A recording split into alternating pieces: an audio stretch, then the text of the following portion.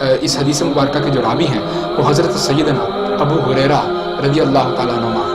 ناظرین، یہ مکالمہ اتنا خوبصورت مکالمہ ہے کہ میں نے اپنی پوری زندگی میں کبھی بھی اس طریقے کا مکالمہ نہ تو کبھی سنا ہے اور نہ کبھی دیکھنے کو ملا ہے۔ ناظرین سامعین، حضرت سیدنا ابو ہریرہ سے روایت ہے کہ آپ فرماتے ہیں کہ نبی پاک علیہ السلام نے جبریل امین سے پوچھا کہ اے جبریل، مجھے یہ تو بتا تیری عمر کتنے سالوں میں سے کتنے سال کی ہے؟ آپ نے جواب دیا کہ یا رسول اللہ صلی اللہ علیہ وسلم، مجھے یہ تو نہیں پتا کہ میری عمر کتنے سال کی ہے یا میں کتنے سال کا ہو چکا ہوں، لیکن مجھے ایک بات ضرور پتا ہے، ایک چیز میں جانتا ہوں کہ اللہ پاک کے نور میں سے، اس کی تجلیوں میں سے، اس کی تجلیوں کا جو چوتھا حجاب ہے، اس حجاب میں 70,000 سال میں ایک ستارہ نمودار ہوتا ہے۔ 70,000 سال میں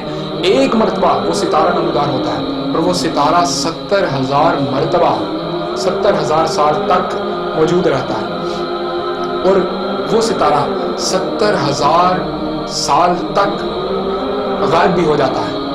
اور پھر دوبارہ اسی طریقے سے وہ 70,000 سال بعد پھر دوبارہ سے نمودار ہوتا ہے۔ لیکن یا رسول اللہ صلی اللہ علیہ وسلم، وہ ستارہ میں نے اپنی زندگی میں 72,000 مرتبہ دیکھا ہے۔